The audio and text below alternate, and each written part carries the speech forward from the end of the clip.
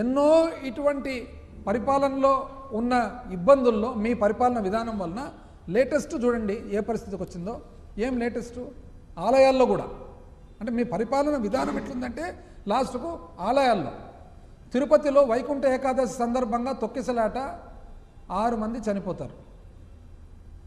సింహాచలం చందనోత్సవం సమయంలో queue line పక్కన గోడ ఇరిగిపోయి 7 మంది చనిపోతారు. ఈ మధ్యలో కాశీబుగ్గలో శ్రీకాకుళం జిల్లా ఏకాదశి సందర్భంగా వెంకటేశ్వర ఆలయంలో 9 మంది చనిపోతారు.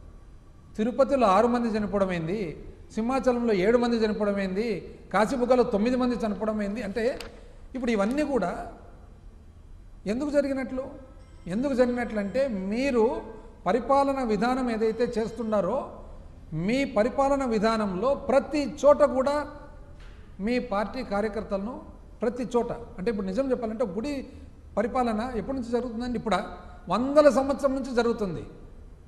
100,000 సంవత్సరం నుంచి ఆలయాలు ఉన్నాయి, గుడి జరుగుతుంది, ఉత్సవాలు జరుగుతున్నాయి. పాలక మండలి ఉంటుంది, ట్రస్ట్ బోర్డు ఉంటుంది.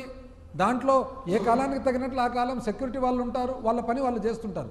ఎప్పుడైతే మీరు ప్రతి దాంట్లో పోతారో ఈ ప్రాబ్లం సృష్టి అవుతుందన్నమాట. అందుకని ఇప్పుడు మీరు చూడండి తెలుగుదేశం కార్యకర్తలు ప్రతి చోట పోతారనమాట.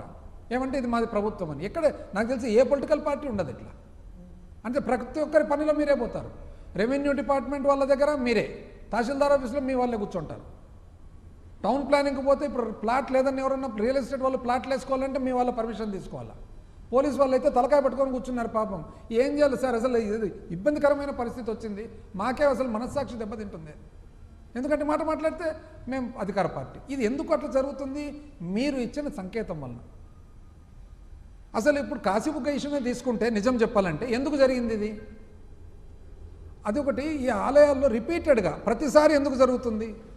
అసలు ఇంతవరకు మీరు నోటబుల్ యాక్షన్ ఏదన్నా కానీ ఇటువంటివి జరగకుండా ఒక చర్య తీసుకున్నారా? మరి మీరు విపరీతమైన అనుభవం అని మీరే చెప్తారు. పైగా మీరు డైవర్ట్ చేస్తున్నారు సబ్జెక్ట్ను డైవర్ట్ చేసి ఇది ప్రైవేట్ గుడి కదా, మీరెందుకు వాళ్ళ తరఫున వకాలత్తు తీసుకుంటున్నారు అని. ప్రైవేట్ గుడో పబ్లిక్ గుడో ఇంకొక గుడో ప్రొఫెసర్ నాగేశ్వర్ గారు మన ఫార్మర్ ఎమ్మెల్సీ గారు చాలా చక్కగా అడిగినారు. ఏదేందండి ప్రైవేటు పబ్లిక్? మొన్న కర్నూలు దగ్గర జరిగిన బస్సు ప్రమాదం కూడా ప్రైవేట్ బస్సే కదా, మళ్ళీ ప్రభుత్వం ఎందుకు దాంట్లోకి వచ్చింది? గూగుల్ కూడా ప్రైవేట్ కంపెనీ కదా, మళ్ళీ ప్రభుత్వం ఎందుకు ఇది క్రెడిట్ తీసుకోవాలని చూస్తుంది? సెక్యూరిటీ ఇష్యూ అనేది ప్రైవేట్ పబ్లిక్ అనేది ఉంటుందండి ఎక్కడైనా కానీ. ఇదంతా కేవలం ఎందుకంటే మీ ఇంటర్ఫియరెన్స్, మీ విధానం. మీరు ఫస్ట్ కలెక్టర్ కాన్ఫరెన్స్లోనే ఏమని చెప్పినారు? మొత్తం నాకు పార్టీ ముఖ్యమన్నారు. అంటే అప్పుడు అధికారులంతా ఏమని అనుకోవాలా? మీ పార్టీ ప్రెసిడెంట్ అప్పట్లో అచ్చెన్నాయుడు గారు ఎవరైనా కానీ తెలుగుదేశం కార్యకర్త వస్తే ఏ ఆఫీస్కి వచ్చినా కూడా వాళ్ళ బిల్ల చూసి కూర్చోబెట్టాలా, టీ ఇవ్వాలా, కాఫీ ఇవ్వాలా. అంటే అధికారులు ఏమని అర్థం చేసుకోవాలా?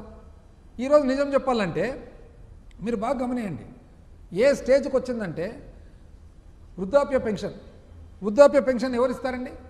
మామూలుగా గవర్నమెంట్ డబ్బులు ప్రభుత్వ పరిపాలన ప్రకారం ఇంతకుముందు అయితే వాలంటీర్లు ఇచ్చేవారు, లేకుంటే విలేజ్ సెక్రటేరియట్లో పంచాయతీ ఆఫీసులోనూ అధికారులు ఇస్తారు. ఇదేందండి కొత్తగా తెలుగుదేశం కార్యకర్తలు పోయి ఇవ్వాలంట ఇంటింటికి? అంటే ఎవరిది? అంటే మీకు ఏం సంబంధం అసలు? ఒక పెన్షన్దారునికి ప్రభుత్వ విధానం వలన ఒక కన్సాలిడేటెడ్ ఫండ్ నుంచి ప్రభుత్వ ధనం ఏదైతే వెల్ఫేర్ వస్తుందో మీరెవరండి పోయి పంచేదానికి? మీరు పోయే వరకు ఎవరు రాకూడదంట. అసలు ఏమనంటే మాకు అర్థమైనది ఏమంటే ఎందుకు మీరు ఈ ప్రైవేట్ టెంపుల్ అంటే 2 కారణాలు ఉండాలి. ఒకటి, మీరు ఐదర్ ఎవరైతే తప్పు చేసినారో తప్పు చేసిన వాళ్ళందరినీ కూడా ప్రొటెక్ట్ చేసిన తర్వాత మీరు వాళ్ళను మీకు సొంత లాయల్టీతో పాటు ఒక ప్రైవేట్ ఫోర్స్ మాదిరి పెట్టుకుండేదన్న ఆలోచన ఉంటుంది.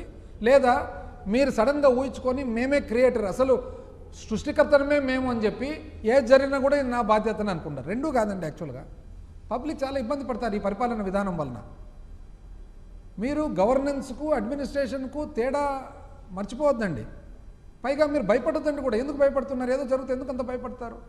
ధైర్యవంతుడు ఎవరైనా కానీ ఓనప్ చేసుకుంటాడు, అవును పొరపాటు అయింది, దీన్ని రెక్టిఫై చేస్తామని. ఇది కాదు, ఇది తప్పు జరగలేదు, ఇది ప్రైవేటు, ఇది దాటేస్తే అది ధైర్యం లేనట్లు అర్థం. మీరు ధైర్యంగా ఉండాల్సిన అవసరం ఉంది. ఇప్పుడు ఏదన్నా కానీ నిర్వహణ జరిగేటప్పుడు ఒకటో రెండో పొరపాట్లు జరుగుతుంటాయి, దాన్ని రెక్టిఫై చేయాలి. కానీ మీరేందో అసలు దీనికి ఒక మంచి ఎగ్జాంపుల్ నిజం చెప్పాలంటే చాలా మంచి ఎగ్జాంపుల్ ఒరిస్సాలో మాజీ ముఖ్యమంత్రి నవీన్ పట్నాయక్ గారు. ఒక తప్పు జరిగిందంటే ఎట్టి పరిస్థితుల్లో కూడా ఎవరినైనా క్షమించేదే లేదే. ఇంకొకటి కూడా మేము గమనిస్తున్నాం, ఏది జరిగినా కూడా ఏ సంఘటన జరిగినా మీ సైడ్ నుంచి మేము గమనించేది ఏమంటే ఫస్ట్ అడ్వైజ్ ఎవరు తీసుకుంటున్నారు? మీడియాది తీసుకుంటున్నారు. సెకండ్ ఎవరిది తీసుకుంటున్నారు? అధికారులది తీసుకుంటున్నారు. రెండు తీసుకోండి, కానీ రెండు ఫస్ట్ సెకండ్ తీసుకోవడము అది పరిపాలన విధానం కాదు. పరిపాలన విధానం అయితే ఫస్ట్ మీరు రాజకీయ నాయకులది తీసుకోవాలి. ఇది జరిగింది, కాశీబుగ్గ జరిగింది, ఎందుకు జరిగింది? నాకు తెలిసి ఏ రాజకీయ నాయకుని అడిగినా కూడా వాళ్ళు ఏమంటారంటే ఇది ఈ కారణం వలన, దీనికి 3 డిపార్ట్మెంట్లది బాధ్యత, 3 డిపార్ట్మెంట్లు కూడా అక్కడ లేరు, సీనియర్స్ ఎవరు లేరు, దీన్ని అసెస్మెంట్ చేయలేదు, కాబట్టి నోటబుల్ యాక్షన్ ఏమంటే ఎవరైతే బాధ్యత ఉందో వాళ్ళ మీద మీరు తగిన చర్యలు తీసుకోండి అని చెప్పి ఏ రాజకీయ నాయకుడు ఏమైనా మంత్రి అయినా చెప్తాడు. అసలు మంత్రులతో తీసుకుంటుంటేనే సలహా. అసలు మళ్ళా పైగా నేను చండశాసన్ని ఒక ఆయన, ఇంకొక ఆయన చూస్తే నేను తాట తీస్తా. ఏం తీస్తున్నారండి?